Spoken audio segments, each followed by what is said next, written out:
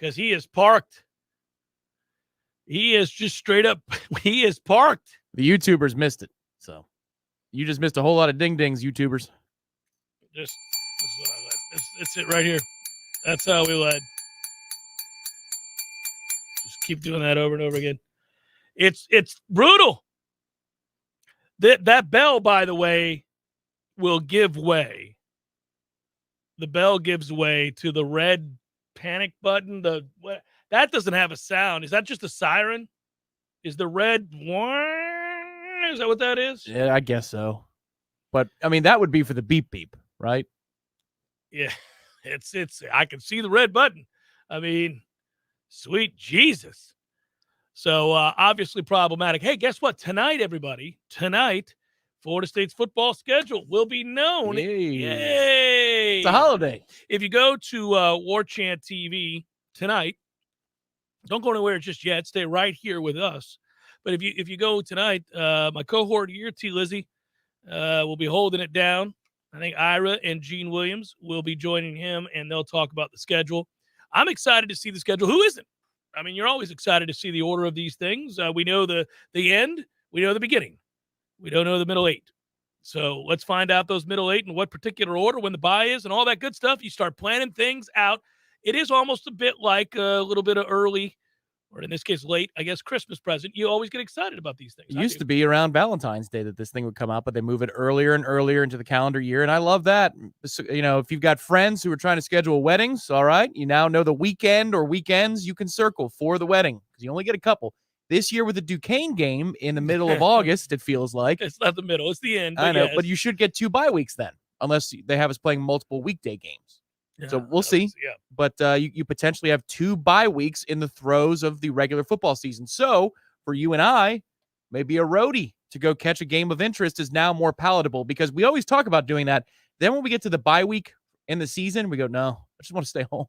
I just want to be with my family. I want to do some chores. I want to catch up on life, not get out of town on the bye week. Most of the time you want to comfortably watch the other games that you normally miss and not have, I don't want to say the burden, but the weight of both your job, in our case, covering Florida State football, but also the way your fandom works. The most important game of any given weekend is Florida State's game, no matter what else is going on. But you're also a college football fan. So often the two work out in such a way that you either have to go back and watch some of the other games that were on at the same time, either the next day or much later that night, or whatever it might be. There's always some other task is what I'm getting at. Whereas the bye week, you're like, oh, there's no other task. I'm sitting here comfortably with a nice cold beer in my hand, and I'm going to watch games all damn day with nowhere to be. That's how that works. I've neglected my football family at Corner Pocket. I'm going to go see them on a Saturday and go watch the games like regular fans do, So not media members. Congratulations. I'll get into the gist of Florida State basketball. I'm sorry. I know it's a nice lead because it's Florida State and it's a Florida State-centric show. I can't, guys. I'm not leading with that. That was humiliating. And I get what's going on. Half the team's out. They just, the wheels have come off the. But the good news is we don't ever have to talk about Scott Wood again. Because if you have that conversation, you refer to what happened Saturday. Yeah. So the legend of Scott Wood is dead. I guess. As dead as our chances to win the ACC regular season title. Or make the postseason, probably. I mean, good Lord. Well, we're allowed into the ACC tournament, sir. Yeah, and that is the postseason. Yeah. That was something to behold, wasn't it? They just rained 3 after 3 after 3 after 3 after 3. And I don't know. There's a lot here. It wasn't like they ran those guys around a bunch of screens and all this other stuff to get open either. It was just that we left them open. That's a toughie. You're like, again. Guys. Oh, there was a lot of agains on Saturday. They've made 14 of these. We're going to keep doing that? It's like, I think they've proven. Like, I leave my son out on the perimeter and make sure I rebound when facing him, because I suspect he's not going to knock them down with the consistency necessary to beat me. If he hits 4 in a row, 3 in a row, somewhere in that neighborhood, I'm like, all right, now I got to go out and get him. Now I got to go out and guard him. Okay. He's showing me the ability to knock these down. I'm going to react to what I'm seeing. What do you play, 21? Yeah. And they count as twos? Well, we'll play to 11 by ones sometimes, and then we have, A little crack that you have to stand behind for it. Yeah. That's right. That's all good stuff. Yeah. So, after a while, you're just like, well, that dude's wide the hell open. My man is wide open again. I'm sure it was addressed. You feel like this has been addressed, fellas. Gentlemen. Yeah. Gentlemen. We have two very small individuals who are getting open. And man, are they proficient. We might want to extend.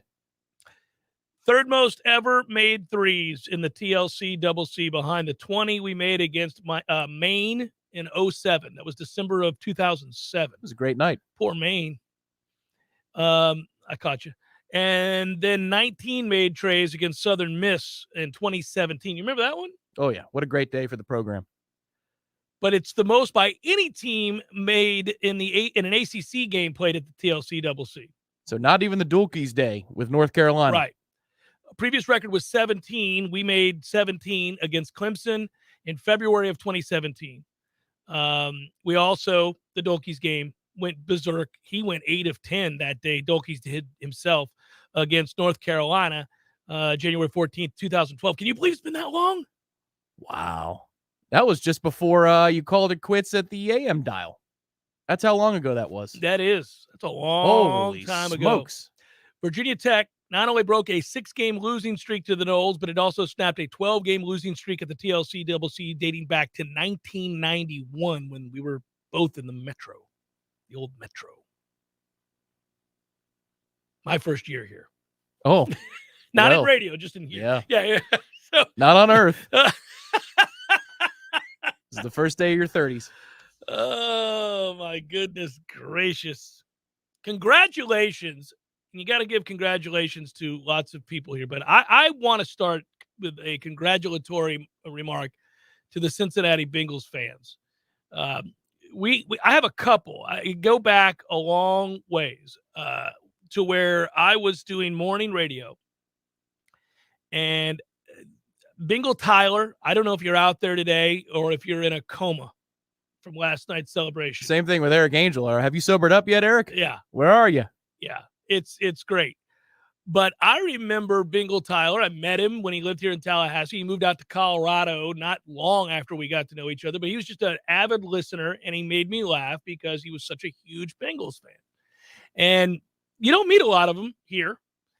Secondarily, I would also note this, that you and I for years talked about Marvin Lewis and that we were going to be very old by the time Marvin Lewis finally won a playoff game, right? Like, because every year they'd bring him back, and every year we'd be like, they brought that guy back again.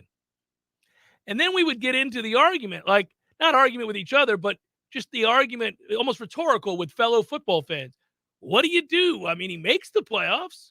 They always lose if they get to the playoffs, but he frequently makes it. But what do you fire a guy who makes the playoffs? At some point, the answer is yes. At some point, you got to win one of those playoff games. That was a topic that I had no dog in the fight that would randomly piss me off in professional sports. Might have been the topic. You were tired. You were like, look, man, I mean, this is crazy. Marvin Lewis has been the head coach in Cincinnati since I was a sophomore in high school. That was the often repeated cry. That's correct. So anyhow, he's long gone. And now here they are winning playoff games. And this one's bizarre. Their win total preseason projected was 6.5. This is why the NFL is king. That you draft the right guy at the right position, and it can all change like that. In a salary cap league, now they made a few free agent additions on defense, which helped them a lot because they were terrible on defense a year ago. Now, remember, they won 4 games last year. And they still got to have a lot of money. They got these dudes on, rookie contracts. 4 games they won last year. So here you are in a salary cap league where the idea that if you're worse than 8-8, you got to look to ownership, or your circumstances are such that you either went all in and made a run at it and won it, or came up short, and now those free agents are gone, and you're starting anew. Fans will allow for that period. Maybe that's what's going to happen with Tampa Bay with the news that came out over the weekend that it looks like Tom Brady's going to retire. That got lost in the shuffle of the games themselves and the Noles getting blown out and all that other stuff. But we got a lot to catch up on. Point is, you allow franchises this little leeway, this little wiggle room to get it righted if they're starting over. Now, you don't get 30 plus years the way that so many organizations, including Cincinnati and others, have had to endure. But you usually know that if you have 4 or 5 seasons under 500 in a row, ownership might be a problem, coach might be a problem, GM might be a problem, all of the above might be a problem. Normally you've got, because the league's not built that way, because you get elite level draft picks for sucking. So if you're terrible, you get the opportunity. I believe that's how it's written in the bylaws in the NFL too. Yeah, so here it is, right? You get to, if you're terrible, reap the reward of being god-awful, which is, here you go, sorry asses. You get the first pick or the second pick or a top 5 pick. Try not to screw it up. Well, the Bengals most assuredly did not screw it up when they selected Joe Burrow, and that's my guy right there. That's my guy, and I've been saying this since the draft. Loved him coming out, loved him at LSU, love him now. Couldn't have known he was going to take him to the Super Bowl in year 2 after a catastrophic knee injury, but that dude on the table 24/7. Yeah, he'll be the new Michael Jordan didn't make his high school team story about Ohio State. There's still every once in a while No Context College Football, which is an excellent Twitter follow. So many terrible ones, but No Context College Football is excellent. They will send out the spring game photo of Joe Burrow in a scarlet and gray, and he's throwing a pass to somebody. Go, oh my God, that's right. That's where he was. Then he became the most prolific single-season passer in college football history. Correct. Also, the coolest hype video in the history of college football. Correct. Of With him the walking Burrow in the back. Walking out of the tunnel. Mm-hmm. He's done a lot of things in a short period of time. Well, he's won the Heisman Trophy, the national championship, and he's now going to play for the Super Bowl, and he could be the only guy to ever do it, to win all 3. And he could do it in less than 3 years. Dude. All the while in his post-game presser yesterday wearing the Rock late 90s, early 2000s turtleneck and ice. It was great. Ridiculous hair gel. Oh, it was awesome. Everything about it. You saw him going into the stadium with the coat? Oh, no, I didn't. Oh, I've got it. I saved it on my phone just for you. You know what? I saw it in passing because they likened it to Namath. It is so good. And clearly those guys, it's got to be real. It's got to be real, and they'll go to war for him. So congratulations to the Bengals fans out there. Bengal Tyler especially, been a listener of this show, and he has wrestled with the pain of being a Bengals fan for a long time. Old listener Vance too, our friend of old Dick Egan. That's correct. Vance loves all things Kentucky and Cincinnati. Finally, here's your day. There you go, Vance. Good on you, buddy. Hope you took the day off. So a few of you out there, I'm really especially happy for. And congratulations, Cam Akers. Congratulations, Jalen Ramsey, I guess. Congratulations, Auden Tate. Yeah. There you go. That's right. There was a heart and soul player. Loved Auden Tate. And I love Cam Akers. So congratulations to Cam. Big day for Auden and Cam. Very much so. And to note, by the way, that it's 2 very different ways of getting to the Super Bowl. 2 very different ways of going about it. And neither is wrong. Neither is right 100% of the time. Like I would prefer long term to build around the draft, but the truth is, or through the draft. But the truth is, if you have enough, Mac daddies on your team, and you're only missing a guy, see the Bucks, you do it. You say, okay, well, listen, we're putting the chip to the table here. Let's make a run at it. The key is you got to win it. You have to win it, because when you do it, you may be screwed long term. And it's really hard to finish the job. Isn't that right, Packers fans and Chiefs fans? Should have dynasties with these quarterbacks. But at least the Chiefs did just cash it in.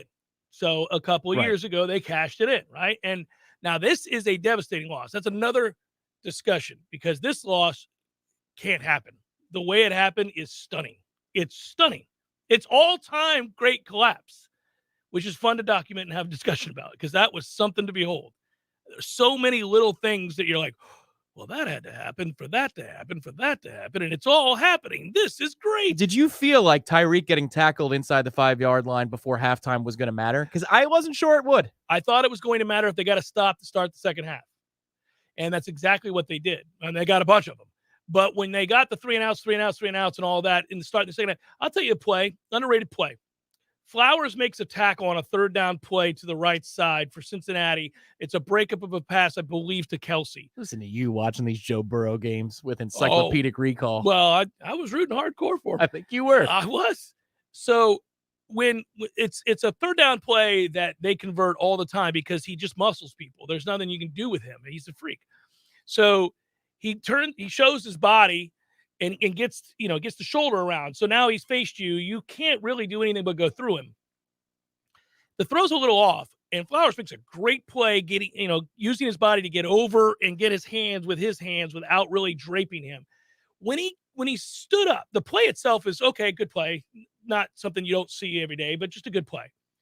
When he stands up, it's on the Bengals sideline, and they've made the stop to get the ball back. And there is this, it's an awesome celebration because he stands up and he gives the incomplete sign, and then he points to the bench, and the bench is hyped. You can see they're like, oh, here we go. Because they keep doing this. It's not like they haven't done this, right? And you can see the look on their faces. And of course, what happens next? The cut to is to Joe, who's just calm as hell, like, oh, here we go. I'm going to go ahead and get up and do this. And you just see the look on his face. It's the best. It's the best. Way to show off your fantastic hoodie, by the way. That's like the number one most often typed comment so far today. That is nasty. That is awesome. I've had this hoodie for 2 years. Have you really? I forgot about it. It is outstanding. Yeah, it's a hockey hoodie. It's great. I got it 2 years ago and forgot that I had it because we moved some stuff around in the house, and it's not cold enough in Florida to wear a lot of hoodies often. And so I had moved a certain group of hoodies. I say the hell with that. A certain group of hoodies. I moved them to one part of the house, and I had these others that I wear more frequently on the other side. And it was over the weekend that I was like rummaging through stuff. And then all of a sudden I went, look at that badass hoodie that I forgot I bought 2 years ago. And so, yeah, here you go. It is sweet. I just switched over to the feed because I didn't realize people were saying something. Well, yeah, yesterday for the better part of an hour and a half, that game was over. It was, they can't keep up with him. This is just the pace car is going 300 miles an hour. It's going too fast. I was at a place that we like to call home, our club, Capital City. Yeah. And got done with the round. Was just going to watch the first half there. I said, all right, let's wait for a couple of drives in the third quarter. I was in the clubhouse watching it. I couldn't leave. I thought I would have been home hours early. I texted Jamie. I said, this game's too good. I can't move. Every possession now feels like it is for the Super Bowl. Even as the score was 21-10, whatever it is, you could just feel this surging momentum, the vacuum effect of having a lead and having something to lose at home and what that can do to the home team. The pressure it actually puts on the home team rather than the road team. What did the Bengals have to lose yesterday? Absolutely nothing. So they could go down swinging with haymakers, and they didn't just go down swinging. They kept on inching closer and closer. And then when there's the interception by the D lineman, I about lost my everything. Oh, Hill? Unbelievable. Yeah, bats it up to himself. You know the roster now. Listen to you. Yeah, Hill makes the play. It's a great play. By the way, I like their defensive line. I liked the defensive line last week. That's not new. I've liked them. I like a lot of their guys. They have a whole lot of what-for dudes. I mean, everybody from the kicker, McPherson, to obviously Joe, to Chase. Yeah, McPherson's ridiculous. Right? Yeah, but he's not afraid, right? And so they have a lot of those brash dudes that are like, no, we're not the 4-11-1 team we were a year ago. It's infectious. Most points ever by an individual player entering the Super Bowl in a postseason for McPherson. Yeah. The only position players to have more in one Super Bowl run, one playoff run, are Terrell Davis and Larry Fitzgerald. That's it. Yeah, it's a fun team. They're likable. They're brash. All these road wins. We have learned as we take inventory of the league, and my goodness, what a display for the NFL. My goodness gracious. I mean, every freaking game this year in the postseason has been remarkable. They've all been outside of Bucks Philly. That one was laughing. Philly just couldn't live up to it. But, other than that, so what I would tell you is that their director got back. I will tell you that I was reminded so often of where you hear coaches say this. I've brought this quote up so many times, and it's so strange for me to bring this up so frequently because it seems self-evident if you're a competitor, but it's just not. It just isn't. And so when you see it in a team or a player or a group of players, then you smile a little bit. Play the next play. Play the next play. And Jimbo used to say it all the time. Play the next play. Play the next play. Don't worry about it. Just play the next play. Man, the Bengals are a classic case of play the next play. It's like you don't ever see this panicking or any of that stuff. Now, maybe inside, maybe internally, they're like, well, we're in trouble here. At 21-3, I'm sure they thought they were in trouble because it was a well-oiled machine that was going up and down the field. And at that time in the game, Cincinnati was playing all too high stuff, the way teams were trying to take stuff away from Patrick earlier in the year, but they abandoned it. They abandoned it with they stopped blitzing. And they dropped 8 defenders in the second half, almost exclusively. They would play a lot of cover 1 with this robber, and they just changed everything. This is where I was getting so mad at our defensive coordinator who would not adjust. And you watch Cincinnati, and they're like, okay, well, this isn't working. We are going to change everything about what we're doing. You rarely see it. This is what we clamor for as fans. Like, it's not working. You can't keep doing this. It's lose or go, win or go home. He's hitting a lot of threes. Wait a minute. That other guy's hitting a lot of threes. Both of them are hitting a lot of threes. Yeah, I mean, it's like, listen, guys, at some point, you got to adjust to what's happening here. And, obviously, it worked for Cincinnati. When it works, everybody draws attention to it. It's crazy. I mean, 45% of the plays, according to Next Gen Stats, in the second half were them with 8 in coverage. They're like, no, we'll get pressure with just a couple guys up front here and there, and we're gonna play coverage. The audacity to play coverage against that group with all of the speed that they had. They're like, no, we're gonna cover. Yeah, I just marvel. I mean, that play before half, again, I didn't think in the moment it would have materialized into what it became, which is a huge storyline. But I just remember how it was imperative watching the game, minute to go, second quarter. They can't get across midfield. Cincinnati, you have to stop them here. And Mahomes and company 3 plays later are on the plus 40. You're like, well, this game is, hopefully the second game is going to be a good one. Little did you know, an hour and a half later, you would be glued to the television for a classic finish. Did you think there's a couple plays, and we'll got to take a break. We'll come back. Did you think that the interception that my man Burrow threw after they had gotten the ball back and they had gotten the stop after the Chiefs had the great field position, the whole thing, they got the sack, and then he throws the pick. I remember thinking, okay, your luck may run out here. Because if the Chiefs go down and score a touchdown here, it's probably, from a possession standpoint, too much to ask. Yeah, well, I mean... And then they get another stop. I've thought that about Cincinnati a couple of times this postseason because Burrow has been hardly perfect. Now, he is fearless, and he's able to do what you're talking about, which is flush a bad play and get to the next one. But the Tennessee game, he took 2 awful sacks. Well, right. That should have brought them out of field goal range twice. It only happened once because McPherson has stones. Really good, yeah. But, I mean, awful sacks that you've got to know that is the play that cannot happen. So he has still made mistakes, big mistakes in these games. He's just fearless and willing to overcome them. And you got to have a defense pick you up or a special teamer, bail you out too. And they had that. That's what a team does on the way to a Super Bowl. They pick each other up. Another underrated play is the 3rd and 6 scramble where he gets 7 and he breaks the grasp of Chris Jones. That's a crazy play because that's unscripted. That's him just making a play. That's like, I'm dead in the water. I'm going to cut left. Okay, now he's got me. Nope, get the hell off me. And then I'm going to get 7. It might have helped ensure the fact that he got over 8.5 rushing yards yesterday.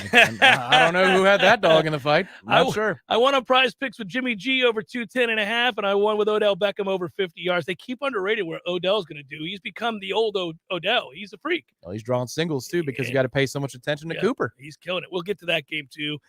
All right. Man, sometimes it's just too much. It's a fun day when there's too much. And it's a needed distraction because you guys don't need me breaking down FSU's brutal stretch of 2 games. These 2 games, I mean, I have to do it again. I hate it. You hear that sour? It's just sour puss. Hate it. Look at that. It's the worst. Jeff Cameron Show, 93.3 Real Talk Radio, Warchant TV.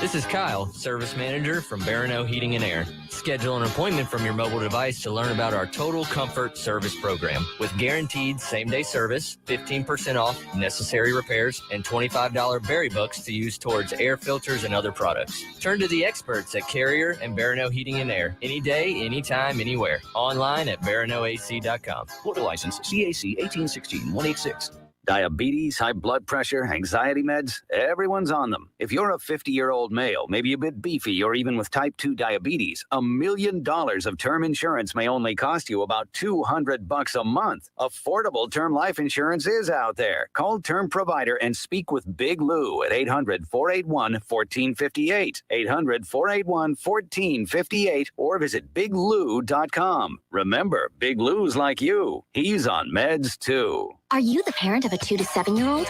Listen closely for an exciting free radio offer. By now, you've probably heard of ABC Mouse, the Parents' Choice Award-winning online learning program that's actually changing the lives of early learners everywhere. ABC Mouse is like a little one-on-one teacher. It has helped her so much. Right now, we're offering a special radio promo to try it free for a month. But you have to go to abcmouse.com/radio to claim your free month. That's abcmouse.com/radio. Sponsored by Age of Learning.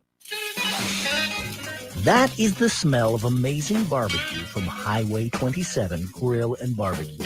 There's only one thing that could possibly make Kenny's Amazing Barbecue better, and that's an ice-cold adult beverage. Now you can do just that. Pair an ice-cold beer with all your Highway 27 Grill and Barbecue favorites. Highway 27 Grill and Barbecue, 1 mile north of Havana. Get your fill at the grill. God gave us two ends, one to think with and one to sit on. Success in life depends on which one you use. Heads, you win. Tails, you lose. Hi, I'm Rick Hughes, host of The Flatline. Heard every Sunday morning here at 7:30 a.m. on Real Talk 93.3 Tallahassee Real Talk Station.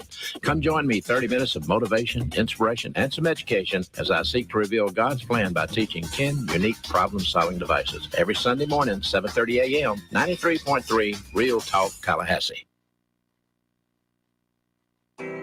Hi, I'm Jeff, founder of Which Superior Sandwiches, and I'm here to tell you about our signature witch, the Wicked. Why call it the Wicked? Some say it's wicked tasty, some say it's wicked large. One thing's for sure, with oven-roasted turkey, ham, pepperoni, roast beef, and bacon, as well as your choice of 3 cheeses, it definitely takes you from wicked hungry to wicked happy in just a few wicked good bites. Only at Which Superior Sandwiches. On Wednesday, the Wicked is just $5. 5 meats, 3 cheeses, $5.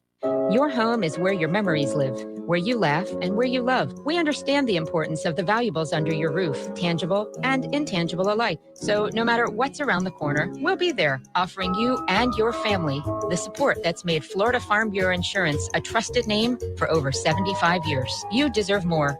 You deserve a promise. I'm Andy Cohen with Florida Farm Bureau Insurance. Please call me at 850-671-FARM. That's 671-FARM. We all want more energy, more strength, more results. Well, welcome to Orange Theory Fitness as you take a step towards feeling more alive today. Backed by science, Orange Theory's heart rate monitored workout is scientifically designed to keep heart rates in a target zone, spiking metabolism and increasing energy. Orange Theory Fitness is a one-of-a-kind group personal training workout resulting in more energy, visible toning, and extra calorie burn for up to 36 hours. Experience a more vibrant life today with Orange Theory Fitness. To find out more, go to orangetheoryfitness.com. The Cameron Show, brought to you by Orange Theory Fitness. 2 Tallahassee locations, Midtown on Thomasville Road and Northside in the Village Common Shopping Center. Online at orangetheoryfitness.com.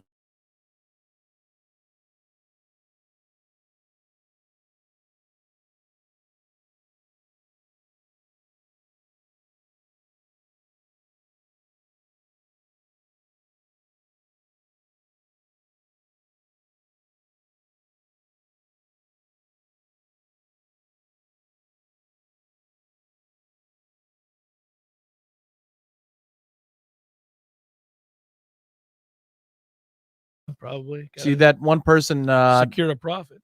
Somebody got a $500,000 payday yesterday because they picked the winning scores and the right teams to win for both games. Both games? Yesterday, both games, yeah. I don't think that's fictional. I think that was a documented $20 play to win $500K. Crazy. Got the score right. The winner right, obviously. Got the score and the winner right for both games. And parlayed them, yeah. Well, that's insane. That's amazing. Wow.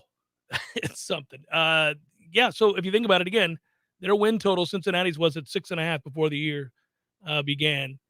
And only 2 teams had worse odds to win the Super Bowl than Cincinnati coming into the season. Only 2 had longer odds. Can you name them? Jacksonville? Nope. Really? Jacksonville had better odds. Houston? Nope. What? Detroit and the Jets. Oh, wow. Now, Cincinnati may have been equal to, I didn't look and see. Okay, yeah, they do Houston. have a lot of Yeah, levels. same level. But yeah, Detroit and the Jets had worse odds to win Okay. a Super Bowl. That's crazy, though. Man. And again, this is why the NFL is king, because fan bases have hope. They've seen teams go from last to first. It's happened multiple times. And they've seen teams, and I mean, at the very least, they've seen teams go from winning 4 games to winning 9 games, from winning 3 games to winning 8 games, some cases 10 games, and giving yourself a chance to make the playoffs. Well, and you can understand why Cincinnati, beyond obvious reasons that they're not as talented preseason-wise, perception-wise. Yeah, sure. That division, the power structure of that division, that Baltimore has the staying power, right? And they have a recent league MVP, and it looked like Cleveland was the team that was going to take the next step. And Pittsburgh was still, floating around there. So it was, Joe's got some weapons. That's going to be a nice team down in Cincinnati. That division is just way too tough to carry, and so they did. Yeah, it's hard to fathom. Real quick, guys, do you have money sitting around doing nothing? That's not good. Probably have it in CDs or savings accounts because you want it safe and you want to have access to it. How much is that costing your beneficiaries? That'd be beneficiaries if you said it right, Jeff. Unfortunately, millions of people die each year with money that sat around and did nothing for the spouses and children left behind. If you could take that lazy money, put it into action by providing your beneficiaries with a significant increase in the death benefit value of your money, you'd do it, wouldn't you? In some cases, what if you could do that while getting some long-term care benefits for yourself and a money-back guarantee? That's right. Death benefit plus long-term care benefits and access to your money at any time. For more information and your legacy enhancement kit, call Pete Tyson, 850-523-6118. That number again is 850-523-6118. Preservation Financial Group will guide you and help you make better decisions. I said last week I need to do the same. Back to this for a second. You said 7 o'clock tonight schedule? 7 p.m., yeah. So the ACC is doing a special for it where hopefully they don't... They'll botch it. I'm sure they will, but just don't do the announcement at 7:56. But all right, out the door. Just try and get those announcements done. If we have information earlier, we will share it with you on Warchant TV, and we'll react. What's the tough stretch? Where do we get screwed? Did the ACC do us a favor? We'll be honest. And then that means also on Wednesday, when we get back on the other side of headlines, we got some W's and L's. Looking forward to that. Always fun to do W's and L's early in February. We launched the W's and L's for the early portion and get after it in that first hour. And we'll do that on a Balls Wednesday. That'll be fun. Johnny Wilson, 62 catches, 1,025 yards. Under. Yeah. Go under that. That's going to impact my wins and losses projection. Those numbers. I don't think we'll get there. Lock them in. David, I mentioned it. I will mention it again. Florida State's loss to Virginia Tech is absolutely devastating. It for a lot of reasons. First of all, if you think about the 6-game win streak and what that did for Florida State, which included a sweep of Miami, an overtime win over Duke, there was an infusion of real hope that yet another NCAA tournament bid was on the horizon. And I certainly felt that. And who wouldn't? Why wouldn't you embrace that? 6 straight wins will do that for you, including a win, as I said, over Duke, who has a ton of talent, including what will probably be the first overall pick. So you were watching some of the young guys emerge. You were seeing during the win streak different ways in which Florida State could win. You were seeing confidence being built in certain players. We saw a shift in the way that, say, for example, Raekwon Evans believed when he was out on the floor. Obviously, you took a look at a kid like Matthew Cleveland, and you could clearly see his upside. And then the whole while, Caleb Mills obviously was a guy that you would trust to go on runs, that could carry the day for dry spots on the court.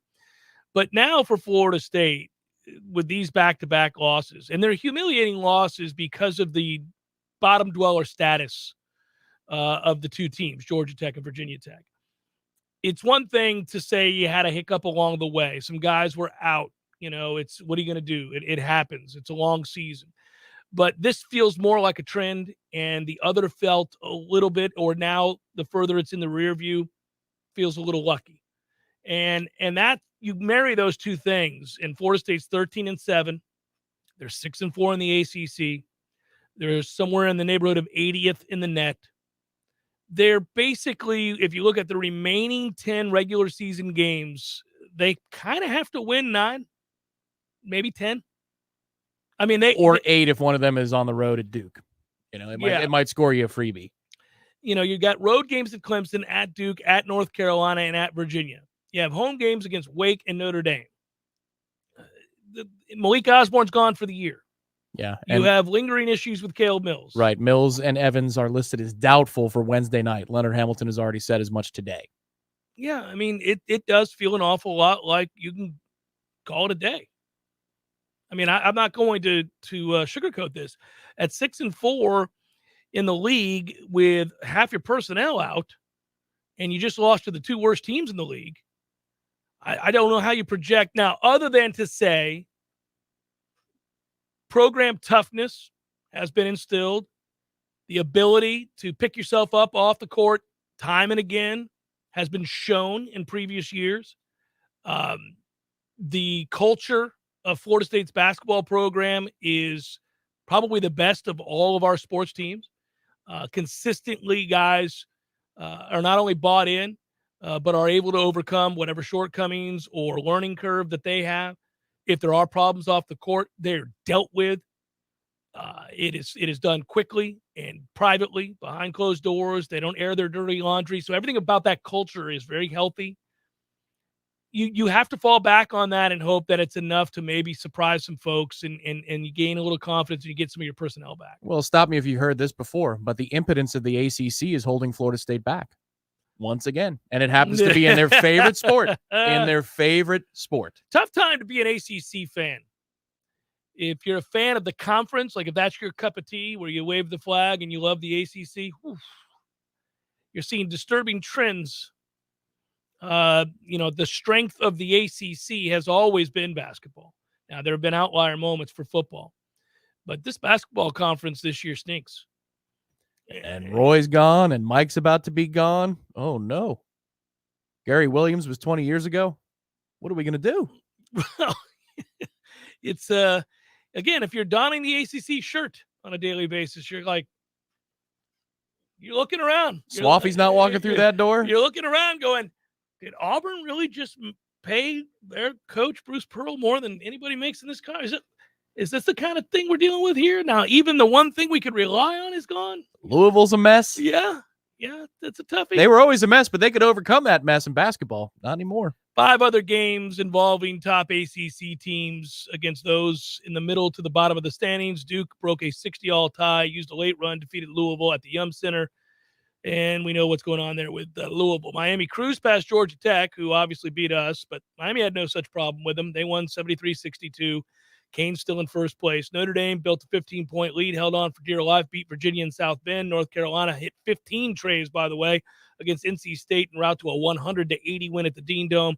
And Wake Forest got blown out, surprisingly, by Syracuse at the Carrier Dome. That was weird. That final was 94-72. And then in a game that you'd have to pay a lot of people a decent sum of money to watch, Boston College beat Pitt 69-56 in Chestnut Hill. That's a tough one. I mean, Jesus. And that's ACC basketball. Yeah. So this is weird. Again, we can go through all this. I don't know what to say. You have Quincy Ballard and Caleb Mills going scoreless 3 minutes, cameo appearances off the bench. That's it. That's all. McLeod will be a nice player. Naheem's going to be a nice Unfortunately, we didn't get him out of high school, and it had to take a couple of years. He had 15 points, 7 of 7 from the floor, a bunch of dunks, career high, 23 minutes off the bench. I really like when he and Butler are both on the floor just because that's a problem. But you got to have other guys around them, and that's where the latest tonsillitis outbreak is just terribly unfortunate in its timing. Mike Norvell probably called Leonard and said, man, I understand what it's like. Listen, now you've had more success here than I hope I have success like you had here in Tallahassee, but I remember what it was like when I first took this job, Leonard. Did you know that tonsillitis was that sort of? It's tonsillitis gate. I mean, strep throat, I get, is a problem. Is this strep throat? What are we talking about? I don't know. Talking about something that puts our ass on the bench is what we're talking tonsillitis. I was like, I don't think that's real. Wait a minute. In general? No, I think tonsillitis is real, but I don't think that 3 people in a room and get tonsillitis. We're all What screwed time up. slot were you listening to No, today? no. Of course not. I'm saying it was weird. And also, why are they still all sitting next to each other on the bench? It has to be one of those. I'm no doctor, but I would assume. Well, the other guys don't have it. What are they doing here? They're right. on the. Like once you're on the meds, you're okay to be around. I that's what strep throat was. I mean, you get those kids. That's a special sounding cough too in an elementary school, strep middle throat school. Is the worst. And I had one kid who got it all the time early in his life. He hasn't had it in a long time, knock on wood. The other one never gets it, but it's the worst. I mean, goodness gracious. I've had it once in my life, once. Yeah, I think the same. But they knew immediately when they took the culture at the urgent care. They're like, oh, I can tell, but we're going to confirm it. We'll be back in 30 seconds. Anyhow, I was like, when was the last time you heard about a team lose like 4 players to tonsillitis? I just felt bad for Leonard and his team. I just did. An elementary school league. This is ridiculous. Jeff Cameron Show, 93.3 Real Talk Radio, Warchant TV.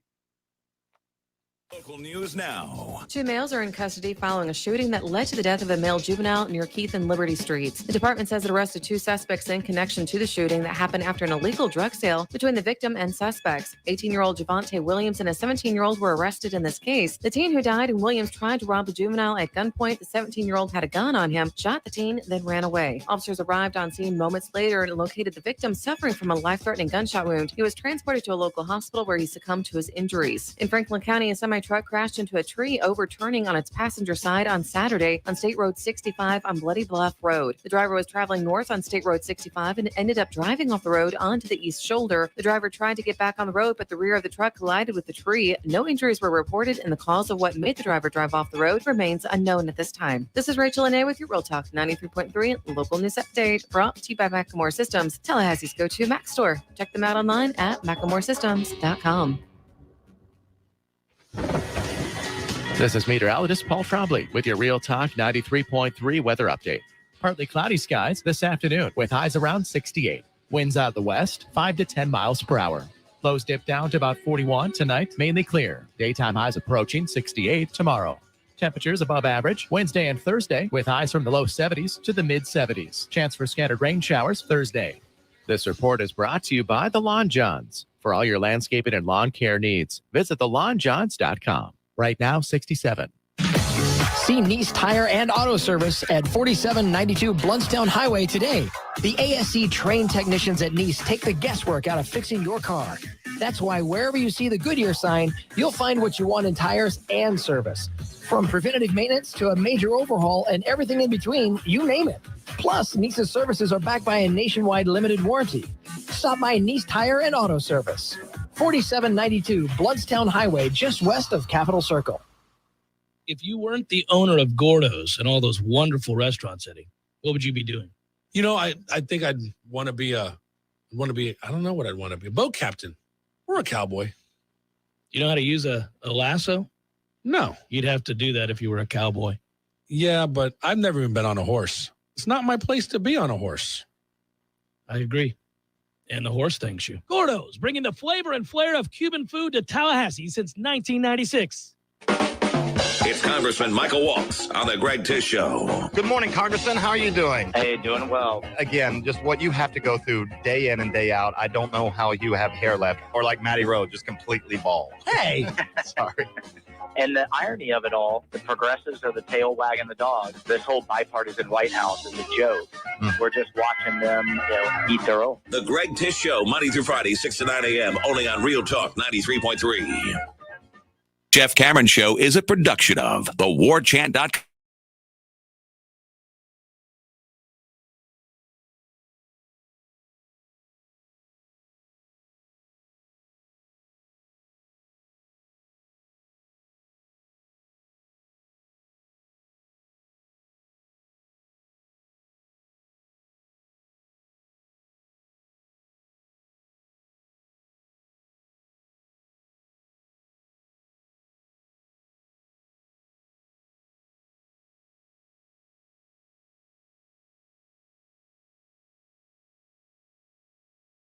Stadium is complete. That's it. You walk in, it'll be there open year round, game, no game, betting in game, you name it, you got it. Road trip. Well, we knew this was going to happen at some point, and now it's been largely embraced. Every commercial you see is on this. We wrote a late to the party, but yeah. I told you when I went out to England years ago, watched the Open Championship, every commercial break had at least 80% commercials for sportsbooks. Kenny Powers, Danny McBride was the front man for one big sportsbook out in England. It was hilarious. A lot of money, in fact. For example, here you go. It is the largest sports betting date of the year. The Super Bowl is. Super Bowl between Cincinnati and Los Angeles will be no different. Last year, Nevada Sportsbooks won $12.57 million on $136 million in bets on the Super Bowl. So $136 million in bets a year ago netted Nevada Sportsbooks alone $12.57 million. Keep track of all those numbers. They're kind of fun. By the way, the largest reported bet so far, Caesars saw a bet come in on the Rams at -4 at -110 for $522,500. Okay. $180,000 on the Rams on the money line at -180 is already in at Caesars. Starting to check across the board at all the different outlets. $105,000 on the Rams -4 at -105 at Caesars. Come on, where's your guts? Bet the coin toss. Let's go. $100K. Tails. The Westgate Sportsbook in Las Vegas opened with the Rams at 3.5-point favorites. It got quickly bet up to 4, total at 51. Okay. That number is -4 now, total down to 50. A couple of others to note here. All of that money went pushing forward. Yeah, we have a $1,000 bet on the Bengals at 100-1 before the season began. Pays somebody $100,000 if they cash that in. Now, see, that's the kind of bet you and I could make, where you just say, I mean, it's a little bit more than pizza money, but it's a doable bet. You have got. I don't know where you eat pizza. That's a normal medium pizza. That is a $1,000 pizza. Yeah, that's a sizable pizza. You got a guy that bet $13,440 on the Bengals at 35-1 odds before the year began at $470,400. He's set to cash in. You know what stinks about this Super Bowl? It is the worst uniform Super Bowl in recent memory, if not in history. It's a terrible uniform. Well, Super the Bowl. Rams ruined their uniforms. They had great uniforms, and then they just butchered it. Why'd they do that? I believe they are the road team, if the early DK Sportsbook postings are correct with the Bengals on the bottom line. So that would mean they'd wear that off-white color, which is just gross, with the bright highlighter blue and yellow. Yeah, I don't know why they did that. I mean, I really loved the old throwbacks they were wearing there for a while. Those were sweet. The Rams had good uniforms. So if the Bengals are going to wear that weird black jersey with a strange shoulder pattern and that helmet, and then you got the white or the gray on gray with the blue helmet from the Rams, yikes, man, that's bad news. Well, the worst is the yellow and white number kind of mix thing that the Rams have going. What are we doing? And it looks so like it looks like plastic, like something you'd give a kids football team, like whatever that material is. Doesn't look like normal pressed material for numbers. It's ridiculous. I'm not a fan. There's no doubt. It's ugly. Let's turn our attention to what we think will be official tonight. And I first guessed this, Tom. That Brady will, no doubt, by the way, probably announce his retirement tonight because they're doing a special edition of the Let's Go podcast on Sirius XM. And I would guess that's the delay, not that he's waffling. Although one can hope. out of spite for this particular situation. Yes, I hope he does it, right? Yeah. Screw you. Did you hear? So I saw in the moments after he retired or was reported to retire, there was a retweet of a Jordan Spieth story about playing Tom Brady in Augusta for money, playing him a game. And just it spoke to Tom Brady's insane psycho mindset. So it came down to the final hole that they did it right with the handicapping. Sure. And if it was Jordan had to win outright to win the match. And Brady was in the bunker. And so he up and down out of the bunker for a win. He did not get up and down. And Jordan made birdie. So he loses. He said that the custom at Augusta is once you're done with the round, you sit down for a couple hours in the clubhouse because see and be seen. And also, to take it all in. He said Tom didn't say one word to him for the 2 hours they sat together after the match was over. So I'm hoping that Tom Brady got pissed off about this news cycle and says, all right, Giselle, you're important, but this is more important. I've got to get right with Schefter and Darlington.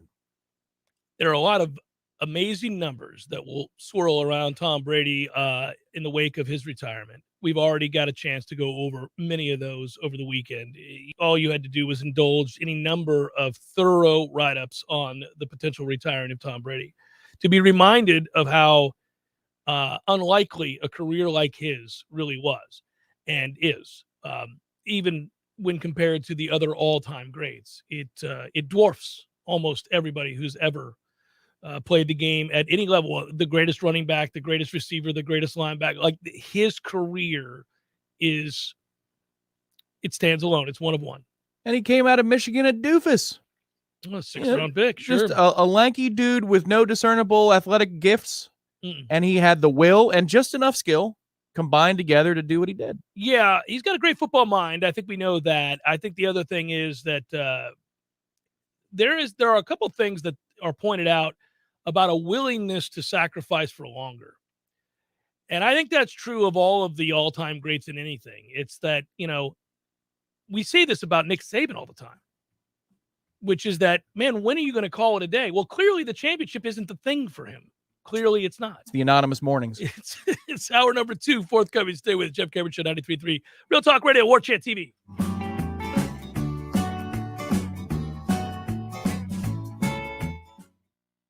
Expensive timeshare contract and feel like there's no way out. I'm almost at $10,000 in 4 years. I've never traveled anywhere. They made this sound that this would be a really good deal, that I could go anywhere, anytime I wanted to. That never worked out. I'm Chuck McDowell, CEO of Wesley Financial Group. I've helped thousands of people get rid of their timeshares. I know all the tricks because I'm embarrassed to say I once worked in the timeshare industry. We've saved suffering timeshare owners millions in debt and maintenance fees. When you're approved as a client, I guarantee you a 100% success rate. We'll get you out of your timeshare, eliminate your payments, and get them off of your back permanently.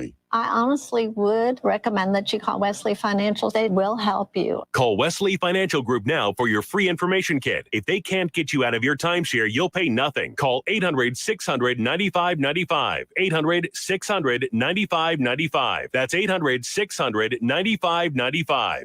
Our friends at ISF work hard to help their clients solve the future. ISF is an integrated IT and management consulting firm located right here in Tallahassee, serving clients all across the country. With the new year upon us, ISF reminds you to create a clear strategy, optimize your process, and modernize your technology to meet all your goals in 2022. For more information, visit ISF.com. That's ISF.com. ISF, solving the future. This is an insurance market alert from Barbara at Faircloth Insurance in Tallahassee. A few months ago, I asked you to contact your legislators to help stop the skyrocketing property insurance rates in Florida. Other states average 2 lawsuits per day on property insurance claims. Florida has 384 per day. The property owners of Florida are being taken advantage of, but it is not by the insurance companies. The companies are paying out 10 times the cost of a claim or more that would have been paid anyway. People are canvassing neighborhoods, knocking on doors, suggesting that the property owner may have some damage. The property owner innocently signs something that turns all control of any claim settlement to an attorney that becomes the person designated to get the claim check and who controls the disbursement of the claim payment. If we want these rates to go down, we must reach out to our legislators and let them know how unaffordable home insurance has become and that we want them to support reform that will fix the issues. This has been an insurance market alert from Barbara at Faircloth Insurance in Tallahassee. There's fun to be had every night at the Corner Pocket. Take home prizes on Trivia Tuesdays and Beer Bingo Thursdays. And kickstart your weekend with Martini Fridays. Plus happy hour runs every weekday and game day specials every time the Noles take the field. Watch all the best games at the Corner Pocket's Vegas Wall, featuring 560 inches of flat screen TV heaven. Oh, really? The best food, the best drinks, and the best place to watch all the games. Tallahassee loves the Corner Pocket. Coming up next, more of the Jeff Cameron Show. Live and local on Real Talk 93.3. WVFT, Greta, Tallahassee. Breaking news this hour from townhall.com. I'm John Scott. Speaking at a Security Council meeting at the United Nations, Ambassador Linda Thomas Greenfield says the U.S. message to Russia has been clear and consistent. We seek the path of peace. We seek the path of dialogue. We do not want confrontation, but we will be decisive, swift, and united should Russia further invade Ukraine. Meanwhile, President Biden preparing to host the ruling leader of Qatar at the White House as the West faces the prospect of a European energy crunch if Russia invades Ukraine.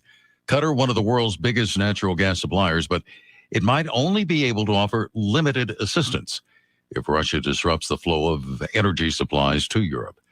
The White House also anticipating that Qatar may renew its request for a $500 million purchase of M9 Reaper drones. Also at townhall.com, the father and son convicted of murdering Ahmaud Arbery have reached a plea agreement that could avoid a federal hate crimes trial. More from correspondent Rita Foley. Ahmaud Arbery's parents are denouncing the plea deal and are calling on the judge to reject it. On Sunday, the Department of Justice notified the judge about its plea deal with Travis and Greg McMichael. The McMichaels armed themselves and chased Arbery, a black man, after spotting him running in their Georgia neighborhood in February of 2020. William Roddy Bryan joined the chase and recorded cell phone video of Travis McMichael shooting Arbery. All three men were convicted of murder in a state trial last fall. There was no mention of a plea deal for Bryan in the agreement filed late Sunday by prosecutors. I'm Rita Foley. Stocks are higher. The Dow up 227 points. The Nasdaq ahead 339. More at townhall.com.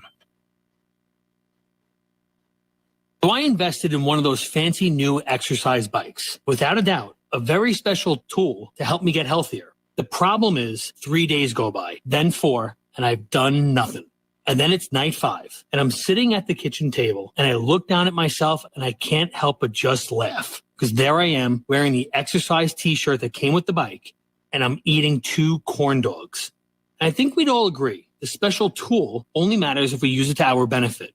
At United Faith Mortgage, we believe we have an advantageous tool for you. Our mortgage team is an arm of a bigger company who is a direct lender, which means our company gets to use its own money and make its own decisions. There's no middleman. And often, this allows us to get you a better rate on your refinance or new home purchase, which can save you monthly and lifelong money.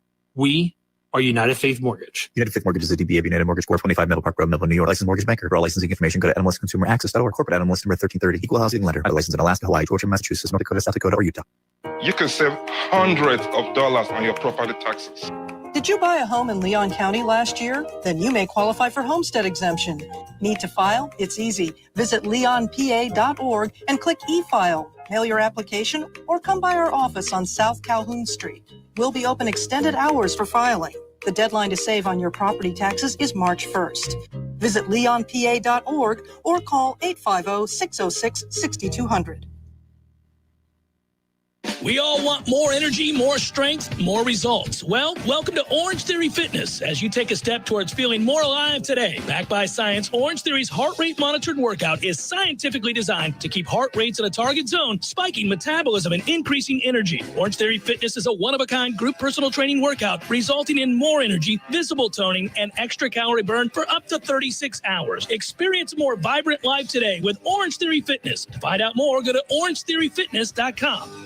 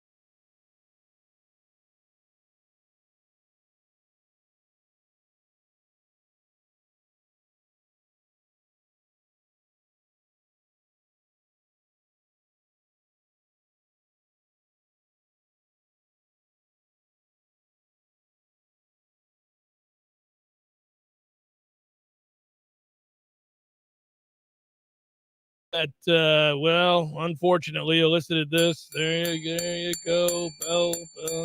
Yeah, I'm well aware. Unfortunate as it might be, but can't ignore it. On Twitter, it's at Jay Cameron Show. And Ira Schafel, that would be Ira Schafel, going to join us in about 30 minutes. Talk about that stretch of games for Florida State. I do think, obviously, now serious uphill battle trying to. I mean, obviously, it's an uphill battle to try to get to the NCAA tournament, but at this point, you're kind of looking at the NIT a little bit.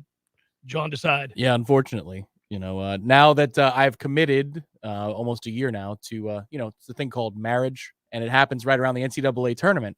So it would be, I believe, the Thursday, that big Thursday when all the games go on. And I've been saying, babe, FSU won 6 straight. We might have to do the anniversary a night early or 2 nights early because we might be playing in the NCAA tournament. Yeah, no. Now I'm thinking, I think we can book reservations on our anniversary. Probably so. So that's when I'll be skiing out in Montana, and I won't feel guilty at all. Maybe you jinxed us because this program did not want to go to a tournament that you couldn't cover, sir. I didn't want us to go to a tournament that I couldn't cover, so I was all set to bring my Roadcaster and my camera and everything else. I would have been able to weigh in from the lodge and talk about the tournament run. But there will be no tournament run this year, I don't think. You never know. It would be just like them to win 4 straight, and we're right back in the middle of the discussion. Herculean is what it's going to be for them to get back in it because they've got too many guys out, and guys are missing again on Wednesday when they play Clemson on the road. I don't really see it. I think this is going to be one of those hiccup years. They've got some nice pieces. They'll be all right. It's a program that has obviously outkicked its coverage for some time now. But I think the toll of losing first-round draft picks year in and year out and not having guys carry over their careers for even a second season or third season, you've lost a lot of important figures from this program over the last few years. And the Malik injury, too, is just devastating. I mean, because you're thin at this point. You're right. You're thin. Yeah, you're really thin. And he's done for the year. He's, in addition to being a very good player, not a great player, but a good player for you, he's also the heart and soul of the team in a lot of ways because of that veteran presence and because he's been through the wars and he's been on the right side of the ledger when it came to wins and losses in important games. And he's been a big reason for those successes, not always the guy, but a big reason for their successes. And you would have wanted him to be able to take that big step this year. And it hasn't happened. He's been obviously beset by injury. So it's unfortunate, but these things happen. It's not fun to watch. It's not fun to go through. I hate it for them. I really hate it for a program that obviously has sustained a really high level of success over the last 5 seasons. It's just that I don't really think there's a logical way to link them to some sort of prolonged win streak coming up. Not with the problems they have, some of the personnel issues that they have, but also just the absences. You got guys that won't be able to play. Never underestimate the mediocrity of this year's ACC. You never know. There's a chance. There's a chance. So it is, to recap, Cincinnati with the improbable comeback. It's amazing to watch if you think back on what that was in the first half and how close that seemed to be headed towards blowout status. And yet again, Cincinnati, the team that will not die, Joe Burrow, a hero in the state of Ohio, and really anybody who just likes tough sons of bitches, continues to find ways to win games and do so with the right amount of confidence and arrogance, bordering on absurdity. And personality. You don't think it's going to get old for you? No. I love that. We were here with Aaron Rodgers once before. Well, he could get really annoying really fast, Joe Burrow, especially when it comes for the second contract and the third contract. We'll see. I mean, I'm sure the potential is always there for superstars to fall into the trap of remaining or heading towards something they're not. I think one of the things that's endearing about Joe up to this point is that there's a wink and a nod to what he does. But there's also a real confidence to what he does. So it's players gravitate towards what's real, right? So I don't think there's any way you can carry the locker room the way he has so quickly and so thoroughly. You hear those players from every walk of life, country, city, black, white, they all love him. And it's hard not to if you're just talking about play. I mean, if you're just going to talk about smoke or get smoked, right? If it's just about the game, I mean, nobody's going to ever say a thing to him about the game. And then from there, the personality, when the camera's not on him, must be real because those guys wouldn't do that. go into war that is for him the way that they do if they didn't believe that he was legit. Yeah, agreed. Now, I will 100% preemptively agree with you that he is not as likable as Joe Burrow, but it's the same reason, the biggest characteristic why I'm a big fan of Florida State's own Brooks Koepka, because of that toughness, that if it's time to smoke or get smoked in the majors, he'll stare you in the eyes. Yes. And if you beat him, it's because you beat him. It's not because he cowered in the moment.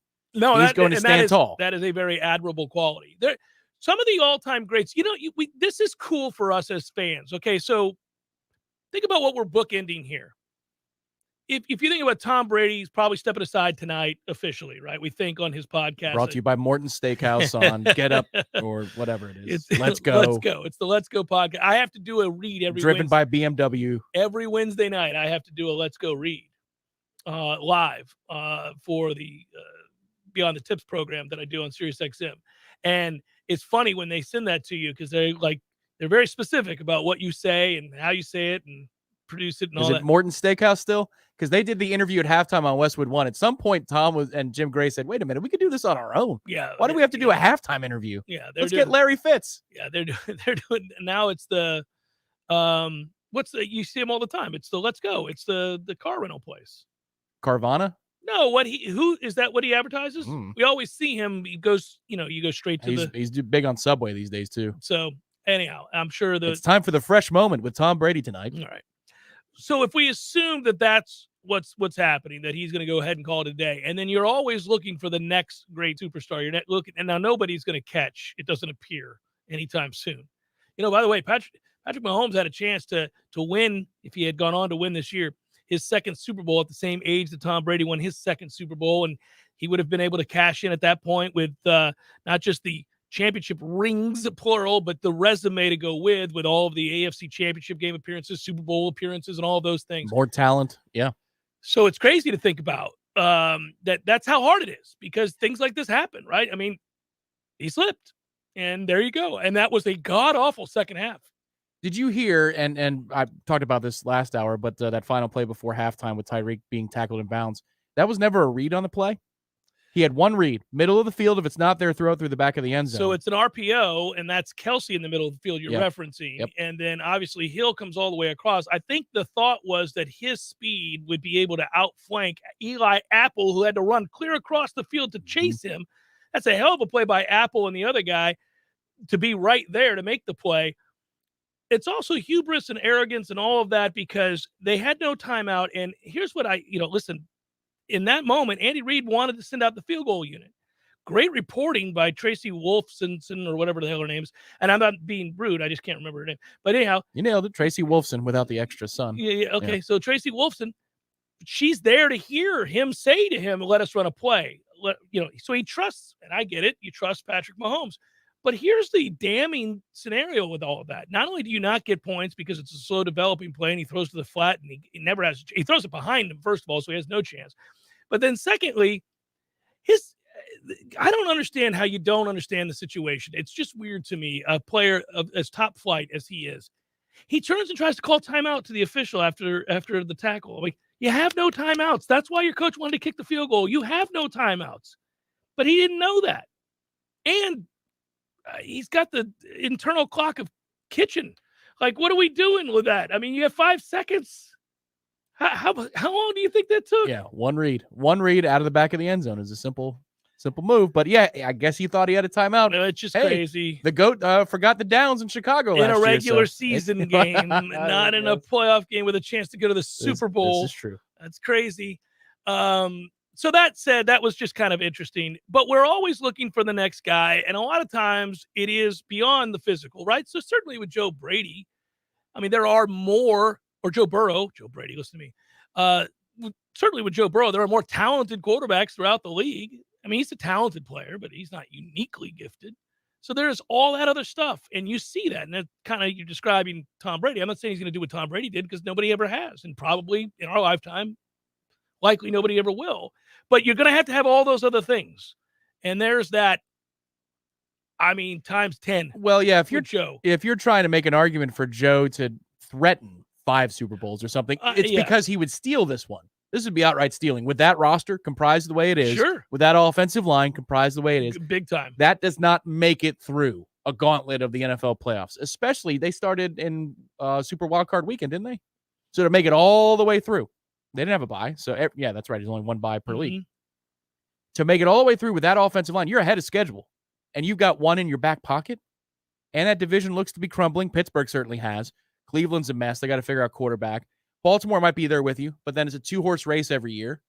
Yeah, you're way ahead of schedule if you were to steal this one in 2 weeks. Yeah. To do it in year 2, fresh off of a devastating knee injury with that roster is absurd. It's already absurd. They could go lose decisively, and it's still a hell of a feather in his cap right now. Whereas the Rams, the reason that we're not talking obsessively about the Rams is they did what we all thought they could possibly do. You and I thought the Rams were the team to beat in the NFC, even with the Bucs re-signing everybody. We thought, well, they're going to have to be really healthy because the Rams did what they needed to do, which is go out and get a real quarterback. And they had already a loaded roster, and then they threw all their draft picks away and said, okay, that's it. We're not playing for tomorrow. We're playing for the right now. We've got a team to win the Super Bowl. All we need is a quarterback. We're going to go ahead and bring in what we need and go for it and see if we can win it, which you better win it. You better win it. Now they got there. They were that close to seeing it all lit on fire. Red zone interception early on in the game, and then the Tart drop at 17-14. Well, there was a lot of time on the clock, but that felt like if he had picked that off, they were going to go win the game. Yeah. Unlike the Tyreek is tackled inside the 5 and we're going to halftime, oh my God moment. That one felt very much like what was coming is you're going to lose now. Credit to Tart for stepping up to the podium after that game and saying, taking the question and saying, yeah, I screwed up. It's not going to define who I am, but yes, there's no doubt. He made me laugh. Did you hear his actual quote? I've paraphrased because he dropped an F-bomb, but he said that when he saw the ball in the air, he thought, oh, he done F'd up. We're going to win this game. Oh, no. I mean, that's human because that football was hanging in the air for some time. Yeah. And then he went on to say, yeah, I can't believe I dropped it. I can't believe it's going to bother me this entire offseason. I'm still mad about it, but it won't define me. So, yeah, that's a toughie. I give him credit because he stood up there and answered on that the golf question. course. Hey, what's Tart doing? Yeah, give him a minute. Every few hours, he just stares off in the distance. Yeah. You got to give him a minute. No, it felt like at 17-7, San Francisco was going to win. The game was playing out exactly the way they wanted it to play out. They had played great red zone defense. They were starting to be really physical, both in the run game, but then on defense, they are always physical. You could see the Rams were wearing down the drive. So the last 2 drives of that game, by the way, for San Francisco are absurd. They're just as ugly as any NFL drive that has ever been put together. It's not even a drive. The series of plays for Garoppolo and that Niners offense, the last 2 possessions, the biggest 2 possessions of the game, it's a clown show. I mean, it is complete and utter chaos. You have him not ready for the snap on one of the plays. You have a huge loss on another play. Then it just looks like it's playground. Well, whatever that is, they're at the end, just whoopity-doo. That was bizarre. That was some EJ Manuel nonsense. So as I was looking at all that, I thought, oh my, this is probably, it's not the evidence you needed because you already had it, but it's certainly a crescendo, right? Yeah. Thanks for playing, Jimmy. You're talking about the final pick or the similar play that ended the drive earlier where it was incomplete? Both. They're both. The final pick, you have one timeout. It's going to be 4th and 25. No, I get that he that just one. it's I get that he just desperation mode. He also got away with 3 or 4 of those moments earlier in the game where he successfully eluded the rush just long enough to get a good incompletion back to the original line. He also hit Ramsey dead in the chest. Yeah, but I mean, if you take that sack there, the clock is running under a minute. It's 4th they're dead. 4th and a minute. I got no problem with the pick. What I'm saying is the downs leading to that. Right, the first 2 are so awful, and then not just that, the previous drive looked the same. There was nothing. Now, again, part of that is they are limited. They are very limited, and especially at quarterback. So, you're San Francisco. You're telling him to have a good day. So I saw a comment. It's up on right now. It's about McVay, and just seeing the name because we discussed this on the phone. Your mom was right on Friday, and if you missed that on Friday, Jeff's mom went to town. He brought it to light. He asked the question, and the Sean McVay hate down from Bradenton, Florida was real and palpable over the phone. She couldn't say a nice thing. Same way with you and some of the Florida State athletes over the years, where even if something nice happens, like, still not any good. On the way out, after you give him a compliment, hey, that was a nice bucket for my man. Still, kind of ridiculous he made it. Unbelievable. But you pointed out on the phone, the moment you see McVay's father in the stands, I just went. That's the first time I've seen his in that dad. moment, your mom was 100% correct. Oh, I was like, really? He never had a chance. Look at this guy. That's what I said. Look at this guy. Of course. Sir, that shirt seems a little loose. You're right. I need to size it down. Jim Henry is reporting. Jim Henry's a friend of mine whom I trust, that we are going to be playing Florida on Black Friday. That's strange. It is. I have to take a minute to really consider all the implications of that, because that game would be here. Well, Black Friday and get after it, huh? Well, that's wild. Leaves our Saturday open. Well, I guess that means I'm not spending Thanksgiving. Oh, no. All right. I haven't gone down for Thanksgiving in years. Doesn't affect me. Thank you for your sympathy. Thank you. This guy. Oh, my goodness. It's the Jeff Cameron Show, 93.3 Real Talk Radio, Warchant TV. Are you stumped on who to call for fast and affordable crane and tree service? With the largest crane in the Big Bend area, Deep South Tree Service is a cut above the rest. Call Rob for a free quote, 877-TREE. Deep South Tree Service. Our roots run deep. When you are approaching retirement, there are a lot of questions to answer. Do you have enough money to fund your income for life? How should you claim Social Security? And what's your plan for health care and long-term care? Pete Tyson and Preservation Financial Group are here to help you preserve your retirement. The team at Preservation Financial Group can help you get organized, guide you through critical retirement decisions, and create a comprehensive income plan designed around your needs. Don't leave your retirement to chance. It's crucial to understand and address relevant risk before you retire. To schedule a free, no-obligation consultation, reach out to Pete Tyson and Preservation Financial Group today. 850-523-6118. That's 850-523-6118. Or visit them online at preservationfinancialgroup.com. Clean, renewable energy means fresher air, healthier residents, new green jobs, and a stronger, more resilient community. How we get there is up to you. Share your input today to help shape the Tallahassee of tomorrow. Take the Clean Energy Survey at talgov.com. Diabetes, high blood pressure, anxiety meds, everyone's on them. If you're a 50-year-old male, maybe a bit beefy, or even with type 2 diabetes, $1 million of term insurance may only cost you about $200 a month. Affordable term life insurance is out there. Call Term Provider and speak with Big Lou at 800-481-1458, 800-481-1458, or visit biglou.com. Remember, Big Lou's like you. He's on meds, too. Are you the parent of a 2 to 7-year-old? Listen closely for an exciting free radio offer.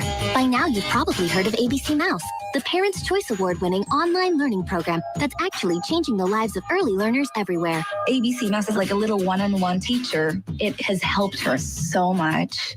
Right now, we're offering a special radio promo to try it free for a month. But you have to go to abcmouse.com/radio to claim your free month. That's abcmouse.com/radio. Sponsored by Age of Learning. Well, so far this month has already been a long, cold year. But nothing breaks up the cold like a cozy, warm fireplace in your home from Hearth and Patio. You may not know this, but many of today's modern, environmentally friendly indoor fireplace designs offer amazing energy efficiency. And when you get a new fireplace installed by Hearth and Patio, they will also service the equipment to make sure it lasts for years to come. Something else you may not know, Hearth and Patio can also repair your existing fireplace. I'm going to read you a recent review from a real customer. Donna says, our gas fireplace stopped working at a time when we experienced our coldest weather. I called other companies, but the earliest they could send someone out was 10 days. Then I called Hearth and Patio, and they had a technician at my house the next day. He not only was friendly, he fixed the problem and never tried to sell me something I did not need. It was so refreshing.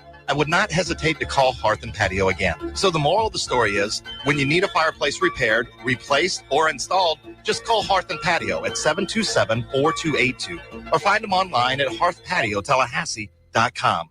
We all want more energy, more strength, more results. Well, welcome to Orange Theory Fitness as you take a step towards feeling more alive today. Backed by science, Orange Theory's heart rate monitored workout is scientifically designed to keep heart rates in a target zone, spiking metabolism and increasing energy. Orange Theory Fitness is a one-of-a-kind group personal training workout resulting in more energy, visible toning, and extra calorie burn for up to 36 hours. Experience a more vibrant life today with Orange Theory Fitness. To find out more, go to orangetheoryfitness.com. The Cameron Show is a production of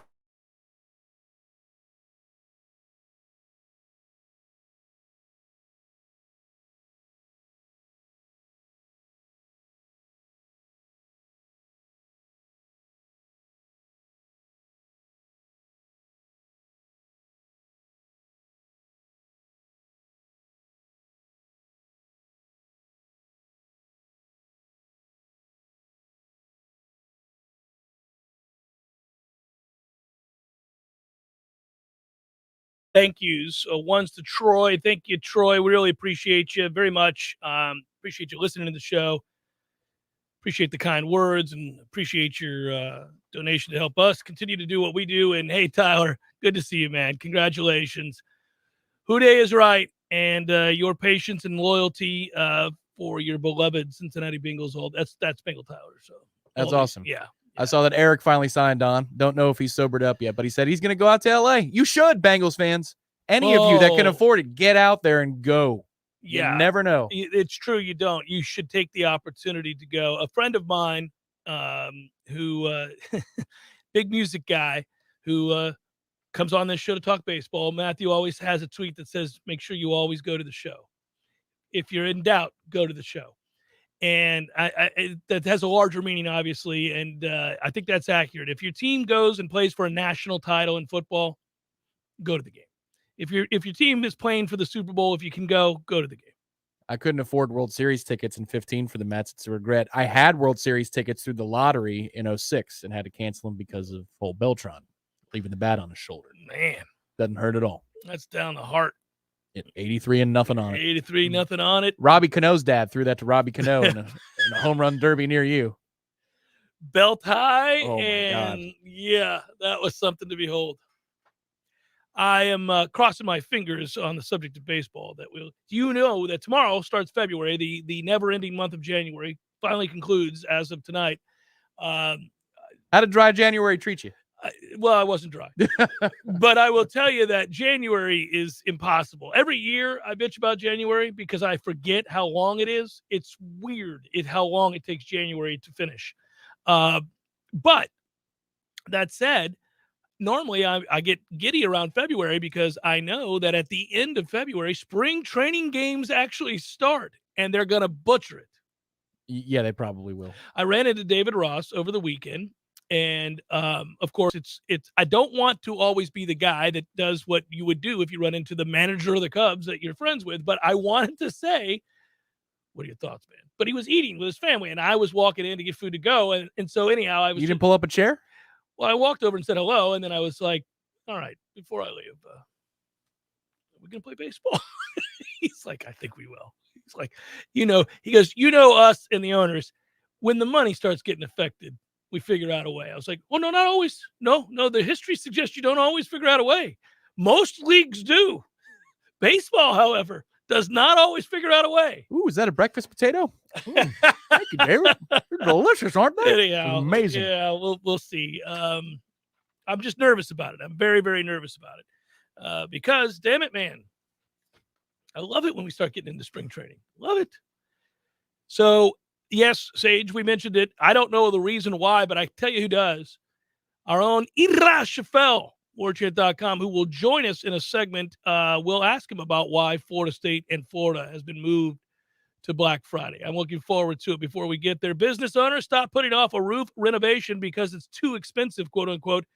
Under the Tax Cuts and Jobs Act, you can deduct up to $1 million on your income taxes as an expense without the cost of your property to be depreciated. That's a good thing. This reform includes improvements that are made to your commercial roofing. So that's good news. Call T-Spark Enterprises Roofing and Construction at 766-1340 or get a free quote today at tsparkconstruction.com. Your local news now. A death investigation is underway on East Tennessee Street. According to a Facebook post from TPD, officers are working an investigation in the 1100 block of East Tennessee Street. A woman died and authorities are working to determine cause of death. Police say foul play cannot be ruled out at this time. Anyone with information on this incident is called to call TPD at 850-891-4200 or to remain anonymous, call Crime Stoppers at 850-574-TIPS. An FSU building has been closed while the university investigates claims of high levels of radon and black mold. 4 faculty members raised safety concerns in a 129-page report last week, identifying a so-called cancer cluster. It says at least 8 faculty and grad students who worked in the Sandals building have been diagnosed with cancer in the last 10 years. 3 of them have died. The university is now conducting environmental health and safety assessments, which includes additional radon tests. A walk through the building is planned, and if more concerns are raised, the university is committed to pursuing them. This is Rachel Lene with your Real Talk 93.3 local news update, brought to you by Macklemore Systems, Tallahassee's go-to Mac store. Check them out online at MacklemoreSystems.com. This is meteorologist Paul Trombley with your Real Talk 93.3 weather update. Partly cloudy skies this afternoon with highs around 68. Winds out of the west, 5 to 10 miles per hour.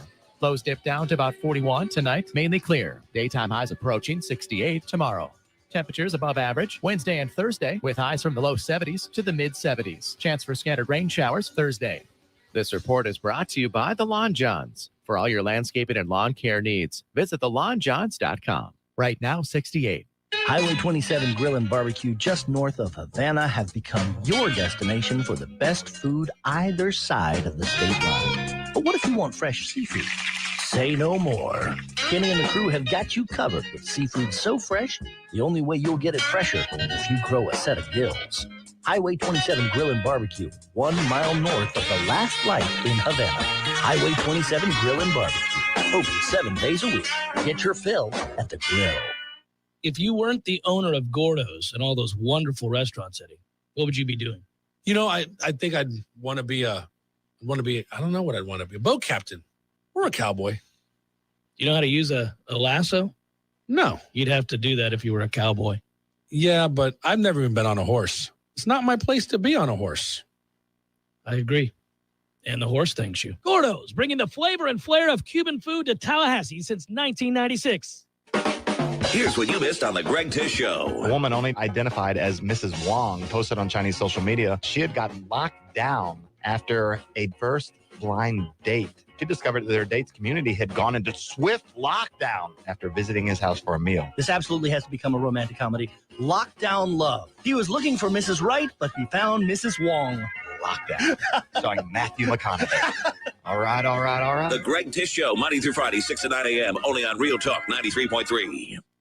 The Jeff Cameron is a production of the Warchant.com Multimedia Network. Check out Warchant.com today for the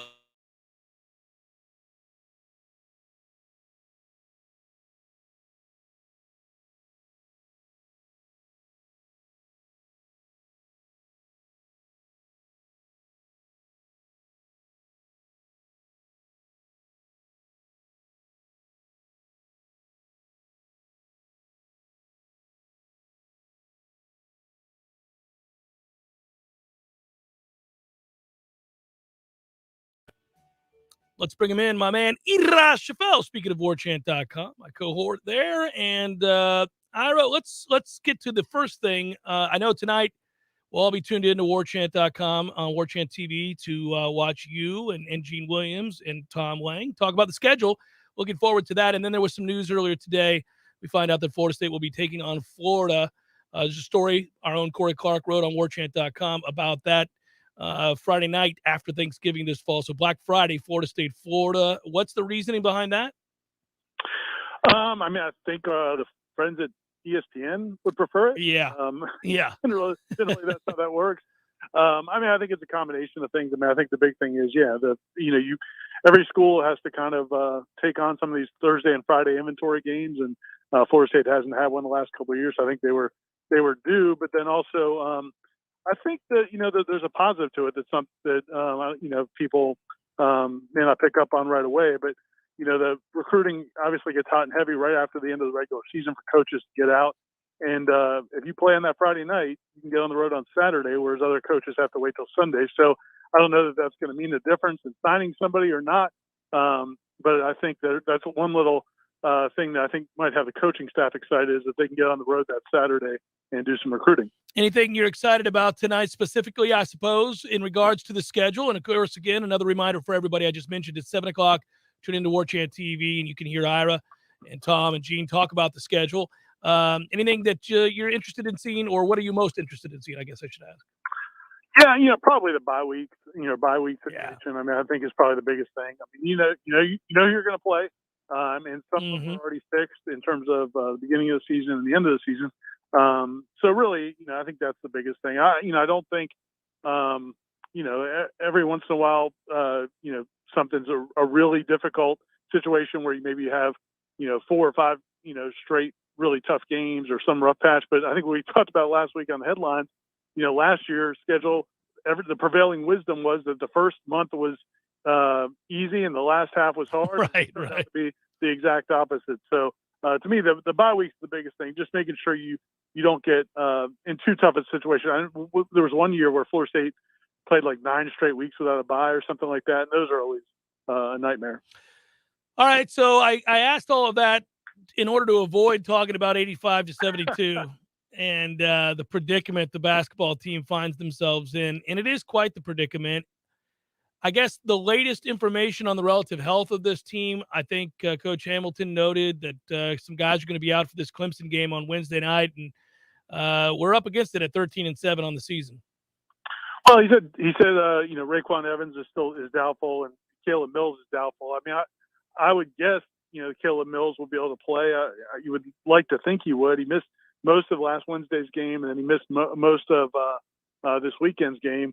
We'll see. But as far as how they played in that game, I mean, it was obviously a frustrating loss to lose to a Virginia Tech team, especially after losing to Georgia Tech. But if you look at it in the window of that day, I mean, is it that surprising? You found out the day before that Malik Osborne's shutting it down for the year. Caleb Mills ends up not being able to play, and he's your leading scorer. Your senior point guard, you find out basically right before the game is not going to be able to play. And so now you're going into a game without 3 of your best players. And then just happens to be a day that 2 kids from Virginia Tech decided to shoot combined, I don't know, what were they, 15 of 18 from 3. So it was just a perfect storm. I don't think that means the season's over. But obviously they need to get Raekwon Evans and Caleb Mills back on the floor. They are in trouble, and they have been bad at guarding the three-point line, though. I mean, obviously, this is an extraordinary set of circumstances, but 18 of 25, I guess, is the record-breaker number. That is something to behold when somebody shoots 72% from 3. You get outscored 54-15 from beyond the arc. Let's just put it that way, 54-15. I gotta imagine that it'll make you check what it is you're doing defensively. If somebody, now nobody's going to repeat 72%, but man, that is an ugly look, because many of those looks of which I speak were wide open. Well, I mean, it's really where you get exposed by not having Malik Osborne, and because they had to play Naheem McLeod, extended minutes, and Leonard Hamilton after the game said they're going to have to revisit whether or not they can switch 1 through 5 anymore. They just, but he said that before and stuck with it. He has. I didn't go too crazy about that because he has made comments along those lines before. I think even early last season, and then ended up sticking with it. Remember early last year when UCF torched them, and I mean, it's the way to beat Florida State is to do what these teams have done is spread them out and make them switch so they get a center on your guard and either attack the basket or shoot a 3. And usually you just don't see teams shoot it quite like they did. So maybe they'll switch it, maybe they won't. I also think that they just if Mills and Evans don't play with Osborne out for the season, I mean, you're just not many teams are going to win without 3 of your starters. And so that's to me, that's the bigger thing than what scheme they play. They have to get those guys back on the floor. Yeah, and with Caleb, it was weird to me because we did see him and Quincy Ballard as well. I mean, they only played very briefly with a little cameo appearance of 3 minutes, but I thought, the fact that he got out there and played, I was like, okay, well, can he not play or what? So I guess, is that just a matter of not having strength? What is that? I mean, well, I think it's a combination of, not practicing. Caleb was sick before the game before the Georgia Tech. He was sick for that game. They weren't sure if he was going to be able to play in the we were hearing, I think Tom was saying he was hearing, an hour or two before the game that he wasn't going to be able to play. Then I think when they found out Raekwon Evans wasn't going to be available, Kellen Mills said, okay, I'll try to play. Well, he goes in late in the first half and it has maybe the worst 3-minute stretch of his basketball career, of his life. I mean, he turned the ball in 3 minutes. He turned the ball over twice and missed a shot and looked lost on defense. I mean, he obviously hadn't practiced and didn't feel himself. So, it's just a tough situation. So, again, I don't, they're saying with Raekwon Evans, he's still dealing with the loss of his brother, which is tough. And we all, everybody grieves differently and you want to give him the time he needs, but this team desperately needs him and Caleb Mills on the floor. Naheem McLeod is something to get excited about. 15 points, 7 of 7, 1 of 1 from the free throw line. He also had a rebound and career high 23 minutes off the bench. Starting to like him more and more. The coach has got to be excited about his growth. Naheem the Dream, buddy. Yeah, no, I mean, offensively, you love him. He just kills you on the other side when you're trying to play this style of defense. He just gets lost, and he cannot guard. He can't do what Balsa Koprivica or some of these other guys, Fiandu Kabengele, these other long, players FSU's had that could switch and play point guards on defense or shooting guards. He can't do it. So I do think they're going to figure out something else on defense where he can sag off and not have that responsibility, because you can't leave him on the floor defensively, but man, he's become such a weapon offensively that you need him on the floor for that. So they got to figure that part out for sure. My brother, always appreciate it. Be well. Thanks, Jeff. See you, man. All right, take care. That's Irish Chappelle, Warchant.com. Pretty straightforward. We're excited about 7 o'clock tonight, ACC Network, and on Warchant TV. You can tune in and talk a little bit about the schedule that will be revealed for Florida State football for the ACC as a whole. And then, of course, for basketball, it was pretty, straightforward. That was it's a frustrating day at the office. I get what he's saying, too. I mean, this is the way Florida State plays. They are going to, and he conceded there at the end, make an adjustment because they're going to have to. He can't do what other previous centers have done. They don't have a way of guarding guys on the perimeter when they switch like this with their centers. He doesn't have the lateral movement to be able to do it. And my frustration, I will echo the sentiment of fans here who say, all right, look, I get we play how we play, and it's been very successful. So don't lose sight of that. When somebody outscores you to the tune of 52-14 or whatever that was from 3, and they're making over 70% of their shots, you're going to have to change it up in game. Yeah, it was apparent by halftime that the mistakes that we made are unfortunate. Yeah. I mean, that's extraordinary. I mean, you're like, well, okay, because it's only 39-31 at half, and we come out to start the second half and look great. Right. I mean, it immediately gets cut down. Yeah, and 13-2 or whatever the run was. Yeah. But yeah, and there's a lot of times you see a guy go 4 for 5 and you're at the break and you're like, he can't continue to do that. But if he makes the next 2, then, we have to assume that he's going to make all of these. We just have to. Today's that day. It sucks. Shouldn't happen. Law of averages. But guess what?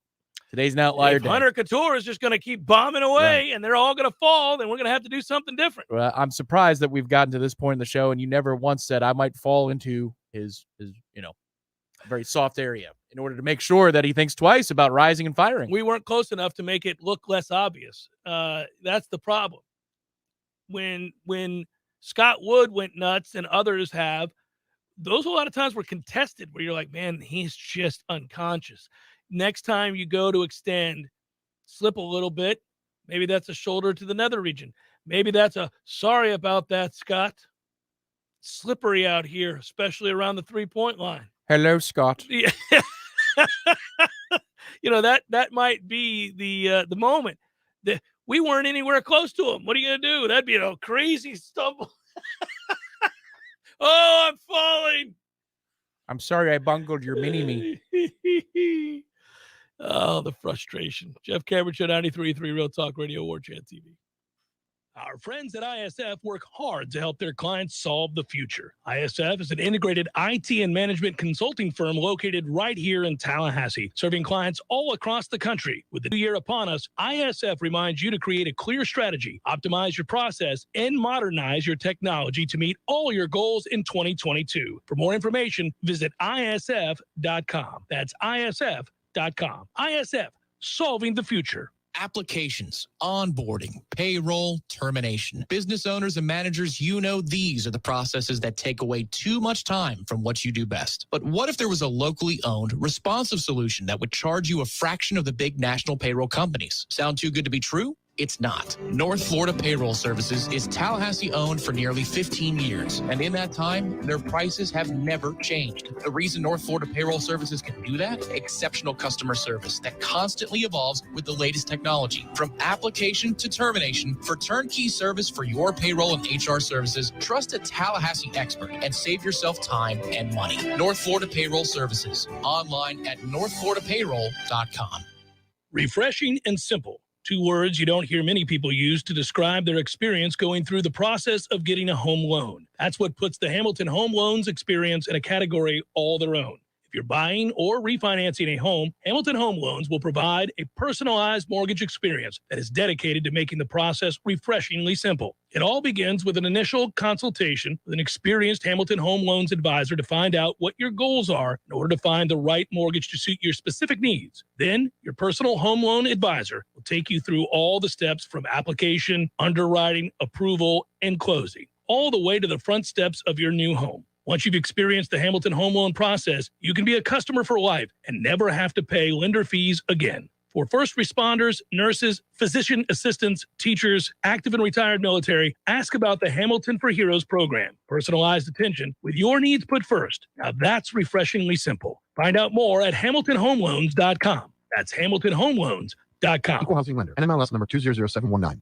Hey, it's Greg Tish, and I want to tell you about our new segment, Real Law. If you have questions about a legal problem in your life, ask a real lawyer. Tune in every Wednesday at 8 a.m. for Real Law with Chris Dunn, right here on Real Talk 93.3.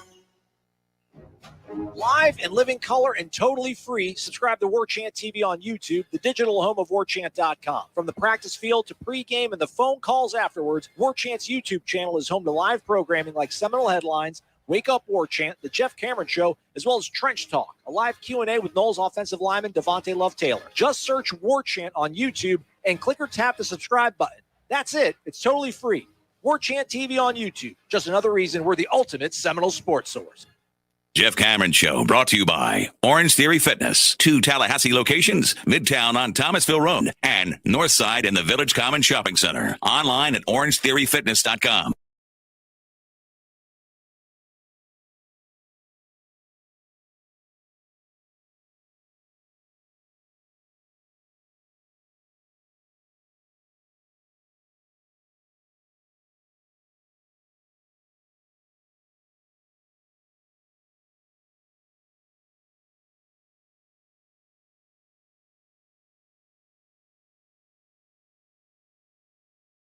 And you get it when you get locked in with my friends at Orange Theory Fitness. You also get the kind of support that'll help you keep going back.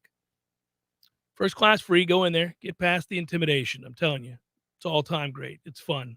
It's a good high. A finished workout at Orange Theory is a great high. And the first month being free is nice with the purchase of a heart rate monitor as well. So not only the first class, but if you buy that heart rate monitor, which you're going to want to do, because you can see the science behind your improved fitness.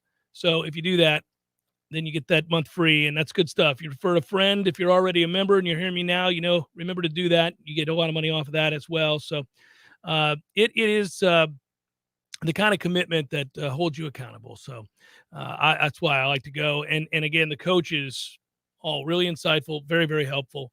Go check them out today, Orange Theory Fitness. There's 2 locations. You got Midtown and Northside. So we'll go look them up at orangetheoryfitness.com, and you'll find them there.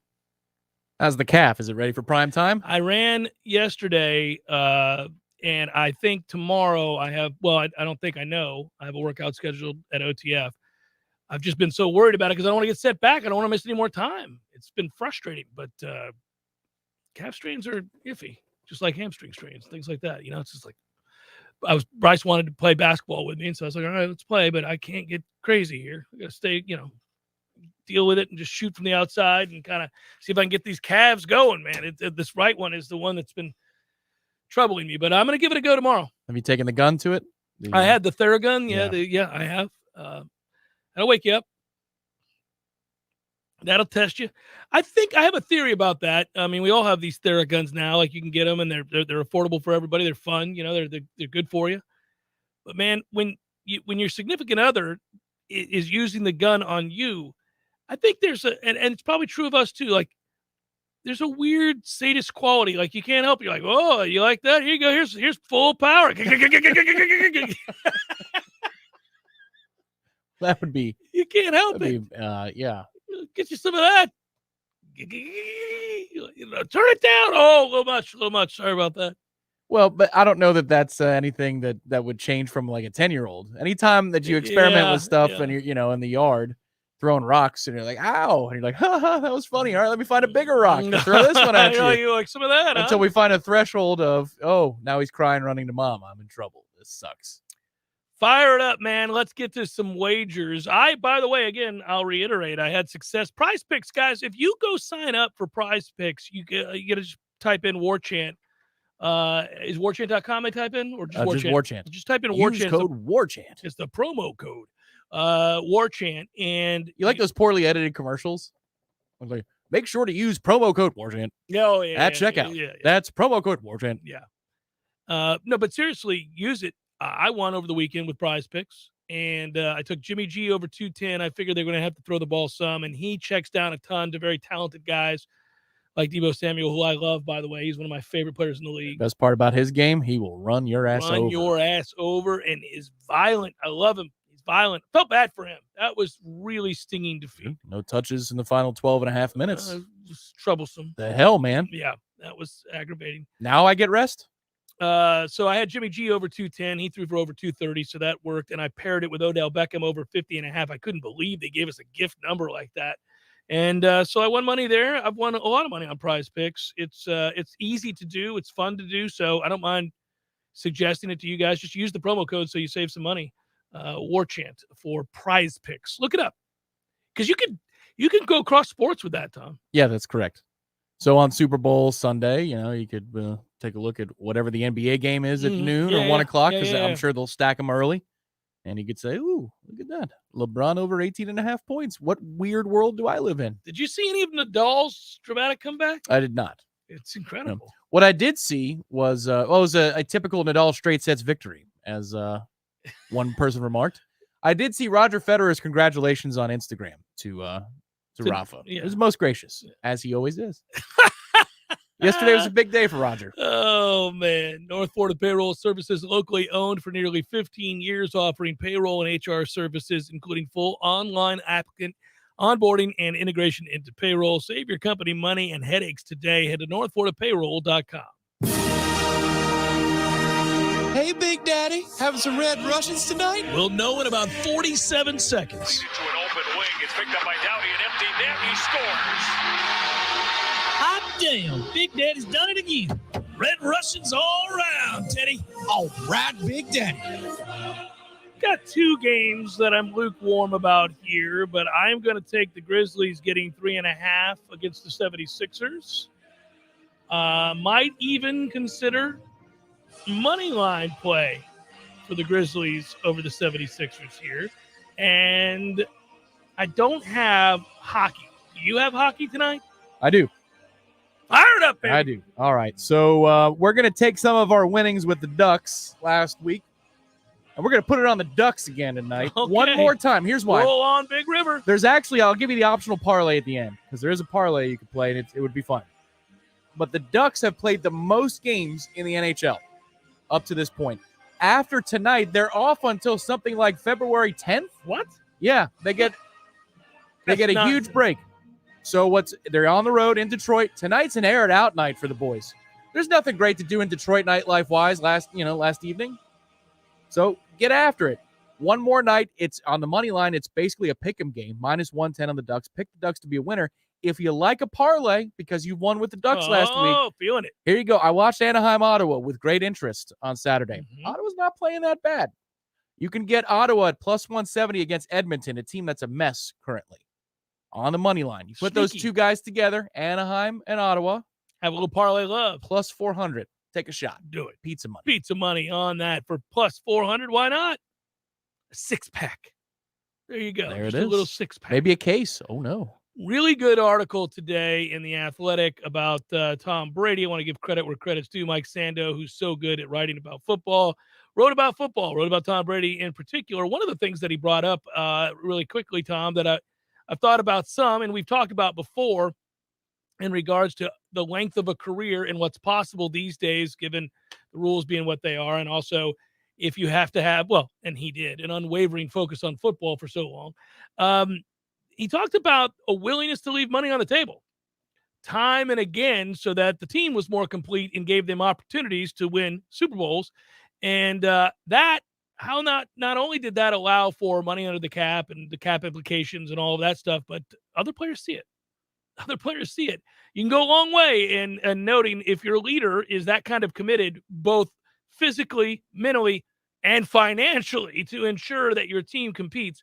So I remember wondering about this years ago. If you've made, it's easy for me to say, but if you've made $100 million in your career, whatever it is, and somebody says, well, you could go make an extra $7 million per, $4 million per on this contract if you were to leave here and go there, or maybe cut that in half and disperse that amongst the other parts of the team. Maybe where there is weakness, we can get a key member on the defensive line, or we can get somebody in our secondary, and we'll see if we can make it up to you on the next one.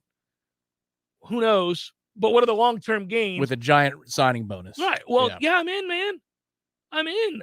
Nobody wants to lose. Losing sucks. How many people have you seen and that just decide, nope, they're not offering me what I could make. I'm going to go take that money with the Jets. Well, good luck with that. You're going to make your money, and I don't begrudge anybody their money. Yeah. But my man, I'd say it's a lot easier for a quarterback yeah, and a marketable player such as Tom Brady to take less money because you're always going to make it up through winning. But I'm certainly not talking about a role player at linebacker for a middling team. I'm talking about high-profile guys that make a huge difference in their team's wins and losses. If you've made that kind of money, it would always be easier, I think, to me. Where you have generational changing money you've already made, it's easy to kind of take a step back and go, well, what's $2 million here and $2 million there? I've got $150 million of it in the bank. And my wife, Giselle, made $200 million on her own. Yeah, I would never say to somebody what they should do with their money, but that's close. In that situation, it's close. You should do that. Yeah. Of course. But if you're a running back, like the Le'Veon Bell situation, nobody likes Le'Veon Bell, and I get it. He's annoying. There was a contract dispute every year coming into camp. But if you're a running back, you got to fight for every dollar. And even though his career went to die in East Rutherford with the Jets, who cares? He got his second and third deal. If you're a running back, life is very different. But if you're in a position like a quarterback, the way the league takes care of you these days, absolutely. You're on your third deal. Well, that's what I mean. That's what I mean. Like if you're good enough to make it to your second, third, fourth deal, good Lord. I mean, very few people are ever in that position. But if you are a star player of any kind, and you've had more than 2 contracts, and you've made your 100 plus whatever, plus your signing bonus, and you're being asked to acquiesce a little here or there so that the team has a chance to keep competing for titles, that to me seems to be a no-brainer. By the way, a lot of you asked on the chat today, and I didn't get to it, what the Bucs are going to do. Well, they're going to lose some games. I mean, that's what they're going to do. I mean, you can't roll on into next year with Blaine Gabbert feeling good about things. I mean, well, who else is going to say yes? There's a lot of guys on our team that are up. Their contracts are due. Yeah. So is it Jordan Whitehead still going to want to come back and play with that group? He's probably going to look around and say, are you back? Because if you're back, I'm back. But if you're not back, I might be thinking I could go somewhere else. It's an interesting scenario, though, because they have enough talent, and I think they're going to re-sign Godwin. I think they're going to make a real go of it. Oh, yeah. If Tom leaves, then you need to sign Godwin in order to make it a more attractive landing spot for whoever you're trying to entice now. With Brady, it was, what role players can we add to this, and who can we shave off a couple of dollars on this year's cap? Without Brady, it's how can I make this the most attractive destination possible to a quarterback? Yeah, well, you have weapons on offense, and of course Gronk will probably retire next. That'll be any day now, one would assume. But so Blaine Gabbert with Kyle Trask as a backup, is that 5-12 in a 17-game season these days? Not in that division, no. You can win 7 games, easy. I mean, it's tough. I'll be very curious to see, does Bruce Arians come back? That's the other thing. Now, there was a report this weekend. There's a lot of weird reports, one of which I saw that said Brady has a vesting, detail in his contract that gets him paid $15 million on the 4th of February. So, it would be interesting if he retired tonight, because that would render that report false unless the Bucs came to a conclusion.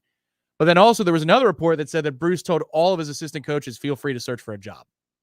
I don't know if that's verified or not, but anything and everything's possible now. But here is the final, and this is the ribbon on all of it. It was all worth it. Oh, hell yeah. People, it's so funny. I get a lot of emails and tweets. People like, oh, you guys are going to suck next year. Yeah, so? So what? So they won the division. They won the Super Bowl. The bet paid off. They went chips to the middle of the table and won. We did more in 2 years than the Packers did, with Aaron Rodgers. They should have won more Super Bowls. Look at our efficiency. If nothing, be efficient in Tampa. If you're gonna ante up, got to win. Good work out of you, Tom. Good work out of you, Matthew. Thank you to all of you. We'll talk to you again tomorrow. Don't forget tonight, 7 o'clock, Warchant